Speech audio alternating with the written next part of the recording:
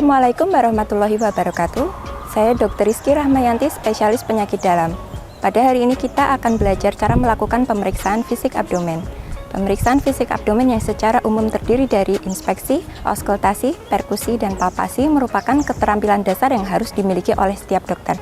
Pemeriksaan fisik abdomen sangat penting dalam pendidikan profesi kedokteran karena merupakan dasar dalam mendiagnosis berbagai kondisi medis. Pemeriksaan fisik abdomen yang baik akan membantu dokter dalam menegakkan diagnosis, bahkan sebelum tes laboratorium atau pencitraan dilakukan. Hasil dari pemeriksaan fisik abdomen memberikan informasi penting yang menjadi dasar bagi dokter dalam merencanakan langkah selanjutnya seperti pemeriksaan penunjang, pemberian terapi, dan konsultasi kepada spesialis lain bila diperlukan. Oleh karena itu, mari kita simak video berikut ini. Selamat pagi Pak, saya Dr. Rizky yang bertugas di klinik pagi hari. Dengan Bapak siapa? Nama saya Bapak Parjo. Bapak Parjo. Usianya berapa Pak? Usia saya 42 tahun. Kalau boleh tahu, Bapak pekerjaannya apa ya Pak? Pekerjaan saya pedagang. Pedagang. Baik, Bapak pagi ini ada keluhan apa? Rasanya, perut saya itu rasanya nyeri dokter. Nyeri. Sebelah mana yang sakit Pak nyerinya? Sebelah sini. Oh, iya. Di ulu hati ya Pak ya? Sudah berapa hari ini Pak? Sudah 3 hari ini dokter. Oh iya. Sebelum nyeri ada riwayat apa mungkin sebelumnya?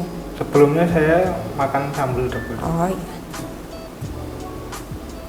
Rasanya seperti apa Pak? Seperti diremas-remas atau ditusuk-tusuk atau? Iya dokter, kadang rasanya itu ditusuk-tusuk itu terus hilang timbul gitu dulu. Oh iya, ditusuk. Baik. Ada mual muntah? Tidak ada. Tidak ada. Ada mencret? Tidak ada. Oke. Baik, Pak Parjo, dengan keluhan nyeri perut Bapak, saya akan melakukan pemeriksaan pada perut Bapak untuk menegakkan diagnosis. Apakah Bapak bersedia? Ya, saya bersedia dokter. Baik, saya akan mencuci tangan dan Bapak mohon bersiap di bed pemeriksaan ya Pak. Oh iya, siap. Oke. Setelah melakukan cuci tangan, pemeriksaan fisik abdomen yang pertama dilakukan adalah inspeksi. Dengan inspeksi kita melakukan penilaian pada seluruh dinding abdomen untuk menilai adanya kelainan bentuk abdomen. Yang pertama adalah adanya tidaknya distensi, simetris atau tidak. Yang kedua, kelainan dinding abdomen, seperti ada tidaknya spider nevi, ada tidaknya venektasi, ada tidaknya kelainan pada regio inguinal, femoral, dan juga umbilikus. Yang ketiga, ada tidaknya pergerakan usus yang tampak pada dinding perut. Setelah pemeriksaan inspeksi, kita melanjutkan kepada pemeriksaan auskultasi dengan stetoskop. Dengan melakukan auskultasi, kita menempelkan stetoskop pada dinding perut di sekitar umbilikus pada satu titik dan menilai selama 2 menit untuk menilai adanya frekuensi bising usus dan bunyi lain seperti venous hum atau breath artery. Setelah melakukan auskultasi, pemeriksaan berikutnya adalah melakukan perkusi. Perkusi pada abdomen dilakukan pada 13 titik perkusi abdomen. Normalnya suara yang terjadi di abdomen adalah timpani, kecuali pada area redup hepar. Selanjutnya kita akan melakukan perkusi untuk menilai pembesaran limpa. Perkusi untuk menilai pembesaran limpa dilakukan pada linea axillaris anterior sinistra dan spasium interkostal 6 untuk menilai apakah suara yang terjadi timpani atau redup. Bila terjadi pembesaran limpa, maka suara yang terdengar adalah redup. Selanjutnya kita akan melakukan perkusi untuk menilai liver span. Untuk menilai liver span, kita melakukan perkusi pada linea midclavicula dextra, mulai dari arah kranial menuju kaudal sampai terjadi perubahan suara dari sonor menjadi redup.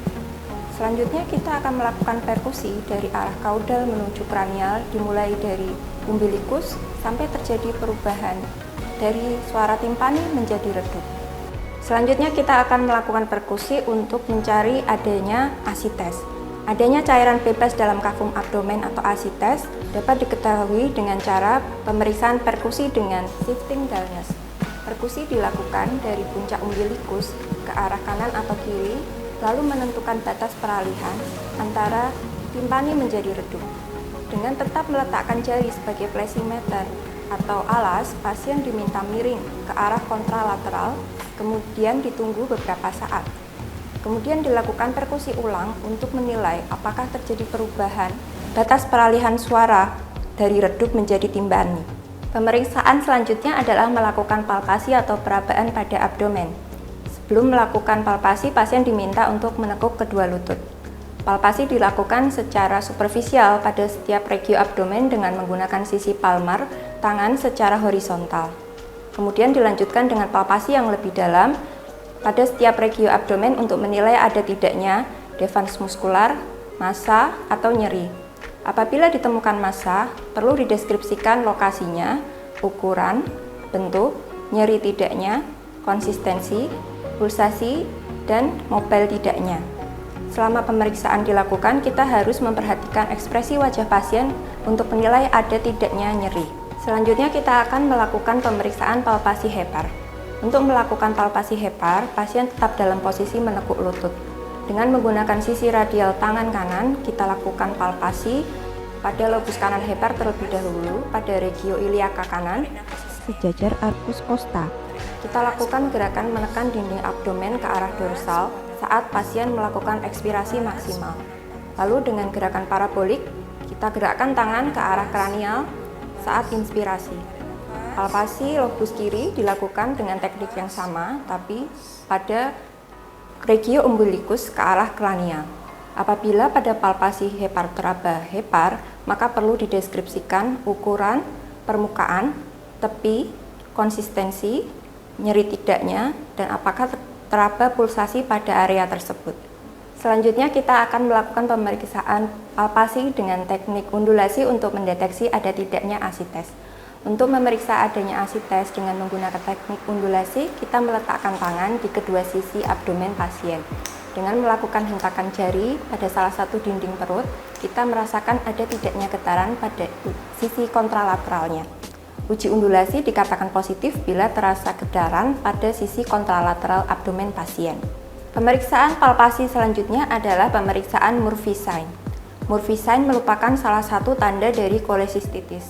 Pemeriksaan ini dilakukan dengan cara mempalpasi hepar pada regio linea midclavicula kanan.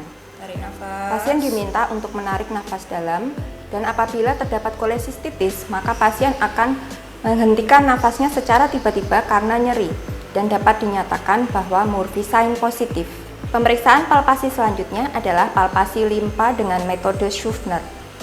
Pemeriksaan palpasi limpa dengan metode Schuffner dilakukan dengan memberi penekanan pada abdomen dimulai dari sias kanan dengan arah diagonal menuju arcus costa kiri, melewati umbilicus dengan menggunakan sisi radial jari tangan kanan ke arah dorsal saat pasien ekspirasi maksimal, dan pada awal inspirasi penekanan dilakukan ke arah kranial dengan gerakan parabolik. Bila terdapat limpa yang membesar, maka perlu dideskripsikan ukurannya dengan skala Schuffner. Pemeriksaan palpasi selanjutnya adalah palpasi titik McBurney. Palpasi titik McBurney dilakukan untuk mengetahui adanya tanda apendisitis akut. Palpasi dilakukan pada sepertiga lateral dari garis imajiner yang menghubungkan sias dengan umbilicus pada kuadran kanan bawah abdomen. Kita lakukan penilaian apakah terdapat nyeri tekan dan nyeri lepas dan defan muskular pada area tersebut. Pemeriksaan palpasi selanjutnya adalah palpasi balotemen ginjal. Pemeriksaan balotemen dilakukan untuk memeriksa ginjal dengan meletakkan tangan kiri pada bagian posterior atau punggung pasien di bawah costae 12 dengan ujung jari pada sudut costovertebra. Tangan kanan diletakkan pada regio abdomen kanan atas di area lateral musculus rectus abdominis. Tangan kiri melakukan gerakan mendorong ginjal ke anterior, kemudian pasien diminta untuk menarik nafas dalam. Saat puncak inspirasi, tangan kanan melakukan palpasi dalam untuk merasakan mobilitas ginjal di antara kedua tangan. Pemeriksaan balotemen dilakukan pula dengan teknik serupa pada ginjal kiri. Pemeriksaan selanjutnya adalah pemeriksaan nyeri ketok costovertebra angle. Pasien diminta untuk duduk dan kita lakukan pemeriksaan dari arah belakang pasien.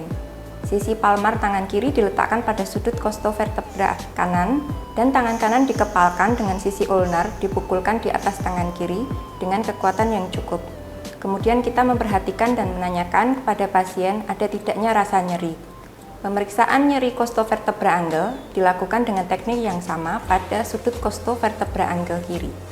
Baik Pak Parjo, dari pemeriksaan perut Bapak tadi, saya akan meresepkan beberapa obat untuk Bapak. Dan saya sarankan Bapak untuk jangan makan makanan pedas terlebih dahulu. Berikut resep untuk Bapak ya. Demikian video pembelajaran pemeriksaan fisik abdomen pada hari ini. Semoga dapat bermanfaat bagi kita semua. Wassalamualaikum warahmatullahi wabarakatuh.